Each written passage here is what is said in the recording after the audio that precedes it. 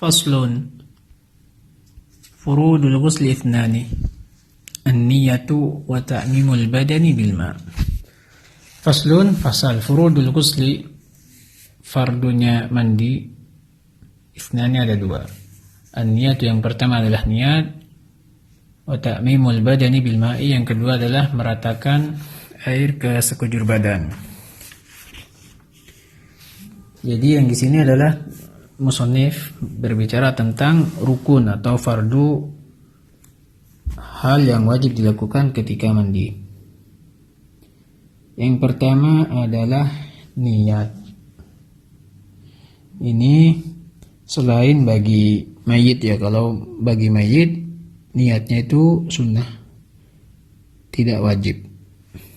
Tetapi bagi selain mayit, baik itu orang yang junub atau haid, nifas dan melahirkan, maka dia wajib berniat.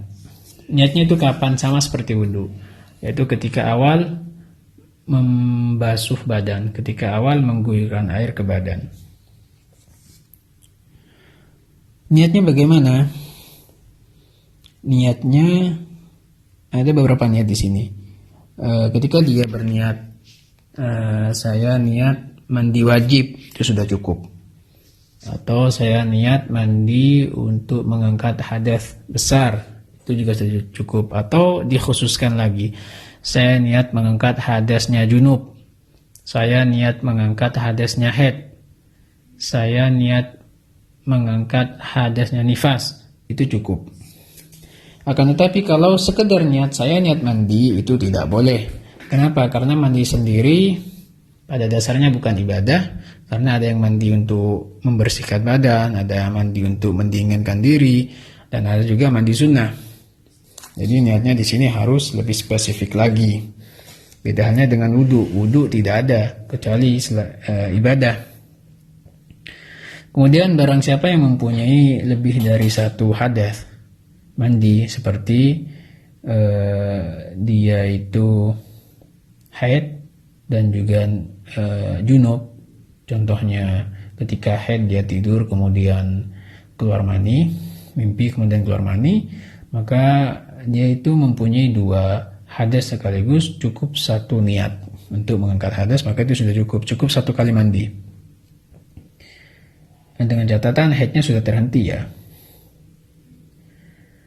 Itu yang pertama. Kemudian yang kedua adalah ta'mimul badani bil ma', meratakan air ke sekujur badan.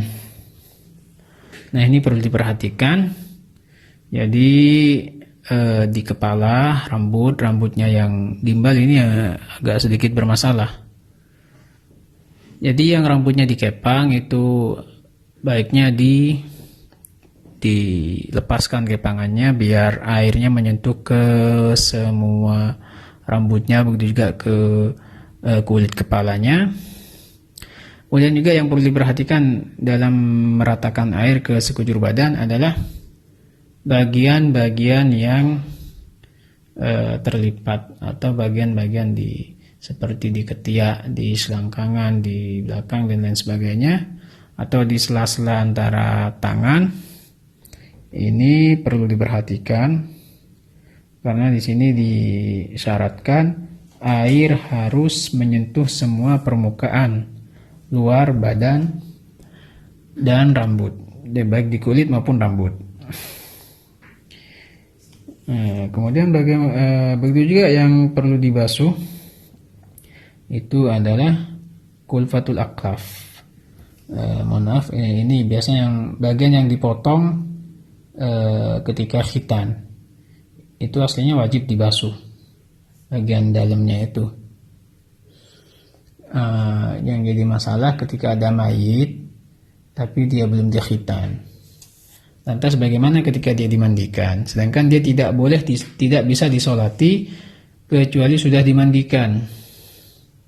Di sini ulama beda pendapat. Menurut Imam Ibn Hajar cukup ditayamumi saja, karena kalau dikhitan itu nggak boleh, haram, karena itu merendahkan mayit jadinya. Menurut Imam Ibnu Hajar cukup ditayamumi saja kemudian disolati. Sedangkan menurut Imam Romli tidak usah dimandikan, tidak usah ditayamumi dan tidak usah disolati. Tapi di sini kayaknya pendapat Imam Ibnu Hajar lebih utama.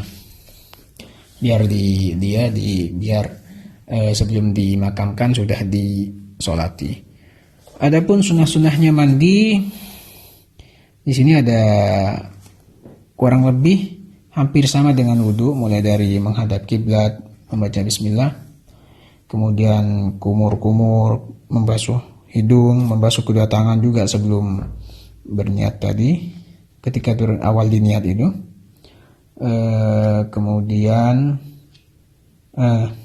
memperhatikan tempat-tempat yang tertutup itu seperti ketiak, selangkangan, dan juga di rambut-rambut. Kemudian disunahkan juga melakukan 3 kali sebagaimana seperti wudhu dan lain sebagainya. Jadi seperti itu. Jadi ini yang bisa kami sampaikan pada pertemuan yang ketiga. Wallahu a'lam bishawab.